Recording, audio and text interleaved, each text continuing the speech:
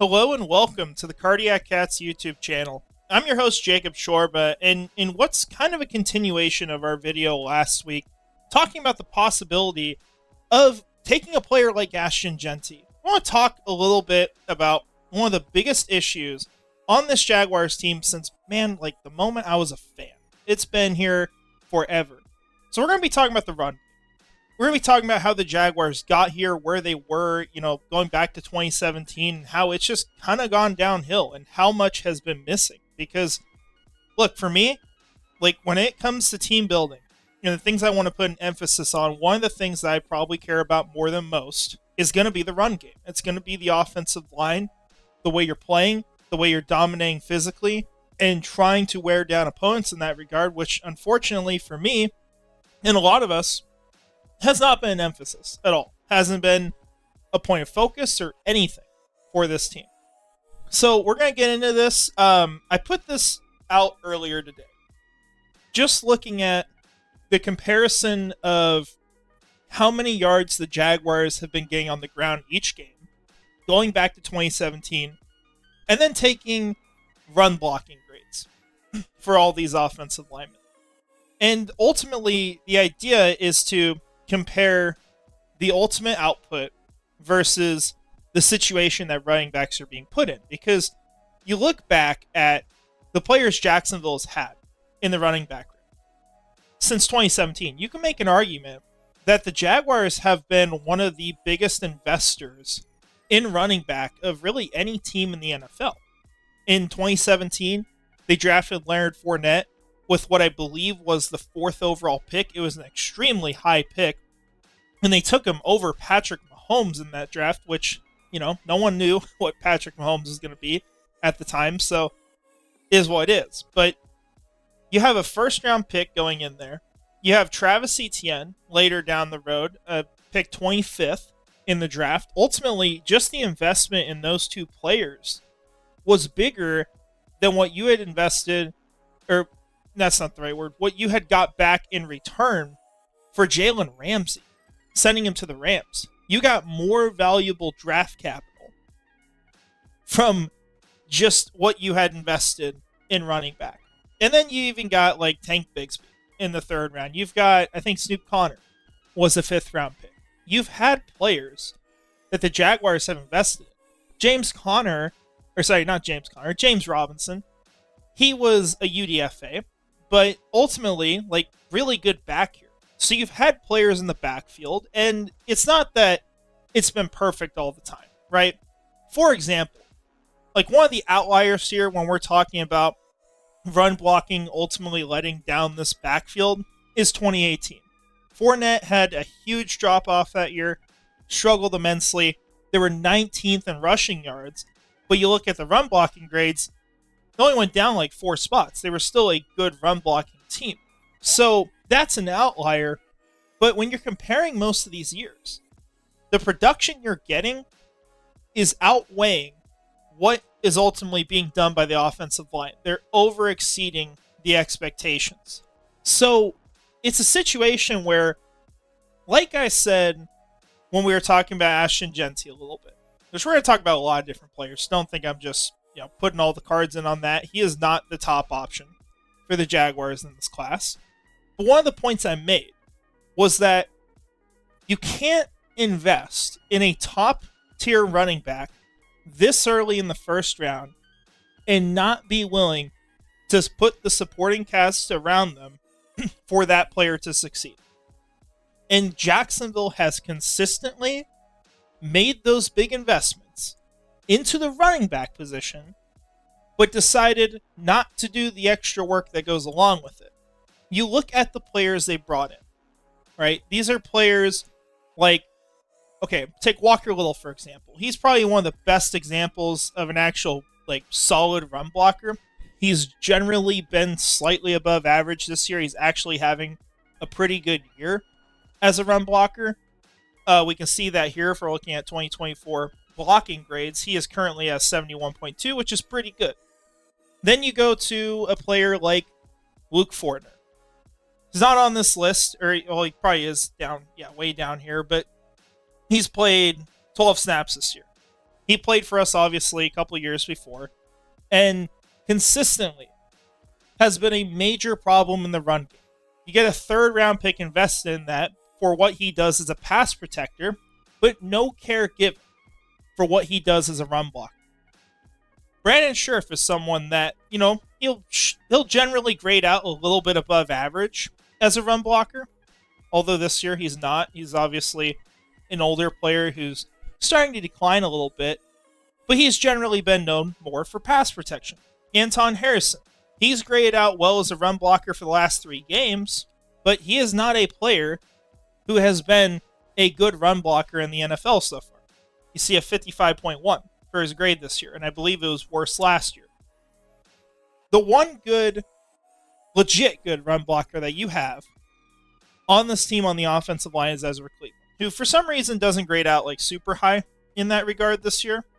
But throughout his career, you can take a look, he's had really good grades here. Obviously, 2023 was a weird year, changing teams, but 79.7 the year before. The question's always been pass protection. Now it's almost, if you just look at PFF, you'd think the whole thing flipped. But we've seen plays where Ezra Cleveland has been tremendous as a run blocker. You go back to the throwback game against the Colts, where Ezra Cleveland is grabbing Tank Bigsby and throwing him into the end zone, right? You get awesome plays like that. So he's been a really nice asset, but they didn't really bring him in necessarily for the sake of, hey, this is what he is as a run blocker. It was more so that this was a guy that filled a need. He was going to be very affordable. He was a 6th-round pick. And then you had an OL coach who was in Minnesota when the player was drafted. And so there's an obvious connection, right? And it's a low-risk, high-reward sort of investment. And it's worked out because Ezra Cleveland has taken that next step as a pass protector. So, point is, there have been essentially no investments made based off the run blocking ability of players with this team, especially on the offensive line. Now, talking about like tight ends, for example, like you could throw out Luke Farrell. He's been a good run blocker, and he was arguably the best run blocker in the class when he came out in 2021. So that's something, but ultimately that's not a huge factor when we're talking about overall run blocking for a team. Now, we'll take you back in time. 2017. Remember Brandon Linder? He was a damn good player, right? And I think that's a lot of where things started to go wrong. He had ultimately what was kind of a rough last year. Other than, oh my gosh, 98 is incredible. Although this shows 2017, so that's why. But you look throughout his career, great player at the center position. Held down the line for Jacksonville, helped them run the ball. Huge part of their success. His final year, 2021, the whole team generally struggled, so I'm not reading too much into this. But he ended up retiring early, and you really missed that player. And when you went to draft Luke Fortner, you didn't get the good replacement for him. You didn't get a guy who was going to be able to live up to that potential. And ultimately, Fortner has just not translated well to the NFL because he just, honestly, doesn't play with the physicality I think you need on the offensive line. And it's crazy, like, after everything that happened last year, we heard Trent Baalke give a quote in his press conference after the year where he's talking about how you are born with physicality. Like, that's not something you develop. And then Luke Fortner suddenly wasn't starting for this team. So they finally made the right decision, but ultimately you don't want to be in this kind of situation where you're picking the wrong players and making bad investments. And that was a high investment at pick 65. But once again, making an investment in a player is not a great run blocker. Mitch Morse, another example here recently. But Brandon Linder, it's a great player he used to have. And you look back at 2017, right? 9th overall team in the NFL in run blocking. So, huge part of that is what Brandon Linder was doing for this team. You've also got some other players that were making a good impact. Marcedes Lewis, everyone will remember him. He's an awesome tight end here. Jeremy Parnell, I had actually completely forgotten about this name. But, grading out positively, Josh Wells even had a pretty good year for what his career was with Jacksonville. And so you got a couple players like that. Wasn't perfect, but you have some guys who at least specialize in that and bring something to the table. You don't have a ton of grades that are like guys who were, getting 40s and 35s and stuff like that, like we've had in recent years. So there's a huge difference, right? And the Jaguars have just simply not done enough to supplement the losses they've had, yet they've continued to make the high-end investments at the running back position. And they've ruined players in large part because of it. Now, Fournette, I'm not going to blame it all on that, right? Fournette fell off, and it was just a crazy 2018. I'd have to go back and look at all the context of it, but his career was rough. And then his fourth year, everyone was leaving Jacksonville. The guy was just dead inside, got beat out by James Robinson, who, to be fair, James Robinson was killing it that year. And all of a sudden, he goes to Tampa Bay, and he's just kind of bouncing around the league at that point. But yeah, a lot of big changes have happened since 2017 for this team. Now, this kind of gets back to what we were talking about at the start, right? This has to be a huge emphasis for the Jaguars this offseason. If it is not, if they don't make big changes in the run game, if they don't do more, and we're talking more the players rather than the scheme. The scheme is a huge part of this, right? And it would be great to bring in like a Liam Cohen, who's going to do a great job with the scheme, a Ben Johnson, who's going to be able to scheme it up better. But the players themselves, there are huge deficiencies there still on this team. You look at right guard, you may have had Cooper Hodges, but he's been hurt a lot. Brandon Scherf should not be back next year. Mitch Morse, we'll take a look at how he's played this year. I want to get the official grades up, but I know it hasn't been a great year. It's kind of what you expected, right? Slightly above average pass protector, below average run blocker. That's what he's been his whole career as a run blocker, right? Taking a step down pass protection, though. Is this worth the investment? Not really, to me. I think you need to do better. So you have two areas that you can work on, because obviously both your tackles are locked down and left guard is locked down at least for one more year. Could be two if you don't move on from Ezra Cleveland after his guarantees end. But you're in a position where you have to improve. Those steps need to be taken, because right now what we've seen so often from this Jacksonville offense is either a one-dimensional offense or a team that attempts to be two-dimensional but simply cannot run the ball, cannot do a great job. Look at this last game. Take that, for example. So Jaguars versus Jets. We'll just look this up. Rushing yards for this team. And we were really excited about we were really excited about this. 65 yards, 42 yards, and 29 from Mac Jones. Ultimately, what you're getting from your running backs, 107 yards on 25 carries. So it's a solid day, right? But this got us really excited because the standard is so low here. Right? We take a look at what teams are averaging on the ground this year, and we'll include quarterback because that includes quarterback too. So 136. So a day like this, on average, would put us just inside the top 10 of the NFL. One of the best days we've seen from this team as a rushing unit. And then you're playing the Jets, by the way. Let's note that, right? One of the worst run defenses in the NFL. It's all you hear them complain about, aside from now quarterback. So, not good, right? Not good at all. And that's the best thing you really have to show this year. Aside from, games where maybe you had a breakaway run or things like that, or, anytime you play the Colts in Jacksonville, it's always going to look great. That's probably why we rank as high as we do anyway. It's probably just that game. but it's not that impressive, right? Where this team is. I think that given how much this team needs a rushing attack, that it should be on the table, depending on where you draft, to take Ashton Genty. It has to be with a caveat, though, right? There's a condition with it, we'll say. You cannot make another first-round investment in a running back unless you are serious about supporting that running back in every way you can. Because imagine with me for a moment, if the Jaguars were to take Genty, and then they go out and say, draft a Tyler Booker, who may not have the greatest run blocking grades on PFF for whatever reason.